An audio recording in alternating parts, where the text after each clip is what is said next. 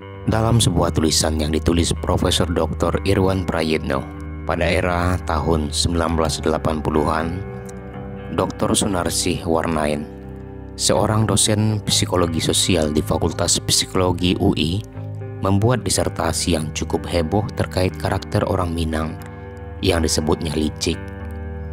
Hal ini sempat menimbulkan gelombang protes dan demonstrasi dari orang Minang rantau dan ranah. Orang Minang dikenal sebagai pengkritik, yaitu kritis terhadap apa yang dirasakan dan dilihat, baik dalam menilai kebijakan pemerintah maupun lingkungan sekitar, serta hal lainnya. Kritik dilontarkan karena ada ide atau gagasan yang ingin disampaikan, di mana ide yang dimiliki orang lain dianggap memiliki kekurangan sehingga perlu dikoreksi. Ketika kritik menjadi cemeh yang mengedepankan kemarahan dan nada merendahkan, maka yang muncul bukan lagi hal positif, tapi negatif. Sehingga ada yang menyebut orang Minang sebagai pencemeh di satu sisi dan pengkritik di sisi lain. Orang Minang juga dipersepsikan sebagai orang pelit. Mungkin saja anggapan itu muncul ketika seseorang bergaul dengan sebagian kecil orang Minang yang kedapatan pelit. Persepsi negatif ini mungkin saja benar, namun tidak seluruhnya benar, karena orang Minang juga dikenal memiliki perhitungan angka yang matang dan berhemat. Ada pula orang yang menyebut bahwa orang Minang banyak omong atau banyak bicara, banyak otak. Karakter orang Minang memang banyak bicara, banyak berkomunikasi. Karena untuk kasus tertentu, orang banyak omong ini disebut pembual. Tapi untuk kasus lain, orang Minang yang banyak omong adalah mereka para politisi, pelobi, guru, dosen, penceramah, seniman, budayawan, wartawan, sastrawan, pengamat, intelektual, diplomat, pedagang, dan lainnya. Dari beberapa data statistik, tersebutlah bahwa orang Minang tidak cepat puas atau kepuasannya rendah. Sebetulnya orang Minang itu cenderung dengan perubahan dan ingin sesuatu yang baru. Sehingga tidak cukup kalau pendidikan hanya tamat SMA, tapi ingin melanjutkan ke S1, dan jika tamat S1 ingin melanjutkan ke S2 dan seterusnya. Ada juga yang menyebut bahwa orang Minang ini, misalnya pedagang, tidak mau bekerja sama. Berbeda dengan pedagang yang berasal dari etnis lain yang bisa bekerja sama. Terkesan orang Minang egois. Boleh jadi itu benar, tapi boleh jadi hal itu juga sebagai tanda bahwa mereka ingin mandiri dan independen. Orang Minang dianggap sebagai orang licik. Boleh jadi ini benar, ditemui di segelintir orang Minang. Tapi banyak pula mereka yang cerdik. Dua hal yang berbeda, tapi sering dianggap sama. Ini artinya, dari uraian-uraian di atas, karakter mana yang diambil merupakan pilihan masing-masing orang. Jika melihat daftar orang Minang yang ditetapkan menjadi pahlawan nasional, jumlah mereka lebih dari 10% jumlah total pahlawan nasional se-Indonesia. Padahal etnis Minang hanya berjumlah sekitar 2,5% dari jumlah total penduduk Indonesia. Banyak orang luar justru mengapresiasi peran para pahlawan nasional dari ranah Minang ini, termasuk diantaranya mantan Wakil Presiden RI Bapak Yusuf Kala, yang sering menyampaikan dalam berbagai forum bahwa pahlawan nasional dari ranah Minang lebih banyak menggunakan otaknya dalam berjuang, dan juga mereka yang bukan pahlawan nasional tapi sukses di bidangnya masing-masing. Dengan melihat apresiasi orang luar terhadap pahlawan nasional dari ranah Minang, ini menandakan bahwa orang Minang memiliki karakter positif sehingga bisa sukses dalam hidupnya.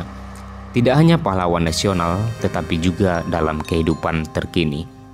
Dalam bidang politik, di banyak daerah pemilihan di Indonesia, dari berbagai partai politik, terdapat orang Minang di dalamnya.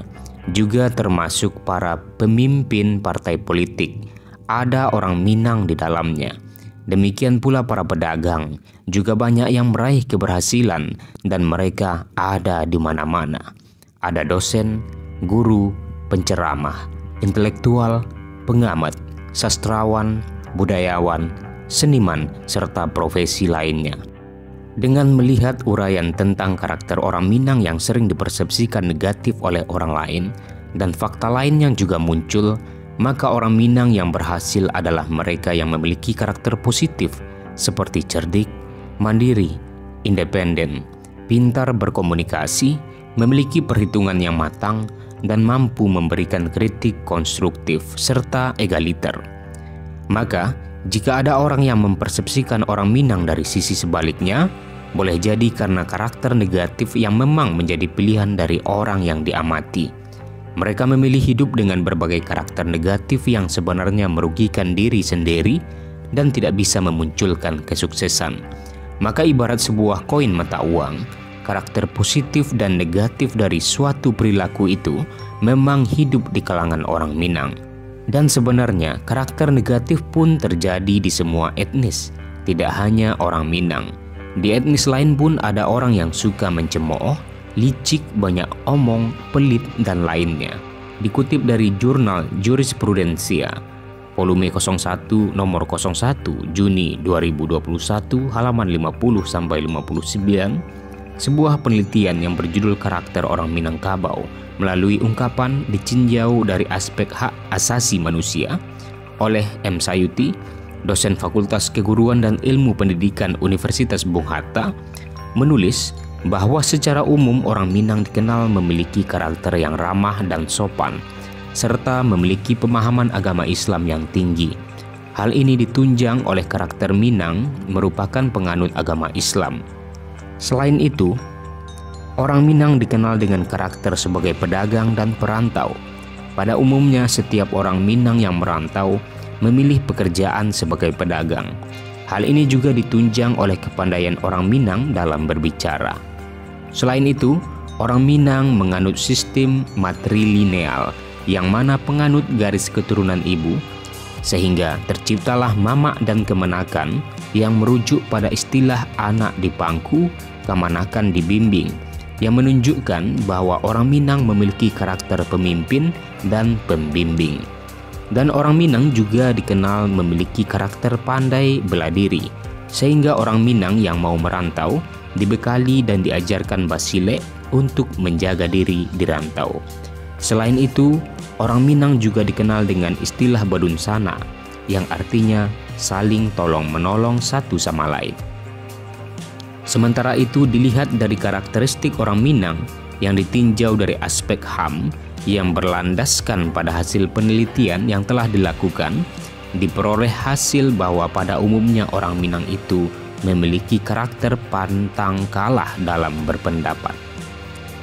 Sari Zakiyah Akmal Vivi Nurwianti di dalam sebuah penelitian yang diterbitkan Jurnal Psikologi Universitas Gunadarma yang berjudul Kekuatan Karakter dan Kebahagiaan pada Suku Minang, menulis ada 5 kekuatan karakter yang menonjol pada suku Minang, yaitu gratitude, kindness, fairness, integrity, dan citizenship. Dirangkum dari banyak sumber, dapat disimpulkan karakter positif orang Minang ini menjadi 8 poin utama. Yang pertama, mandiri. Yang kedua, gigih dan pantang menyerah. Yang ketiga, sopan santun. Yang keempat, intelektual dan kreatif. Yang kelima, religius. Yang keenam, keberanian dan kehormatan. Yang ketujuh, kehangatan dan keramahan. Yang kedelapan, kebanggaan akan identitas budaya. Orang Minang bangga akan identitas budaya mereka. Mereka menjaga dan melestarikan tradisi, adat istiadat, dan bahasa Minangkabau dengan bangga. Mereka menghormati warisan budaya mereka dan berusaha untuk mempertahankan keunikan dan keistimewaan mereka. Penting untuk dicatat bahwa karakteristik ini adalah umum dan dapat bervariasi di antara individu-individu orang Minang. Namun, karakter positif ini mencerminkan nilai-nilai yang seringkali ditemukan dalam masyarakat Minangkabau. Bagaimana menurut Anda? Jika kalian mempunyai pendapat yang berbeda tentang orang Minang, silahkan tinggalkan komentar di bawah. Terima kasih atas perhatiannya, mohon maaf atas kekhilafan. Sampai jumpa di episode berikutnya.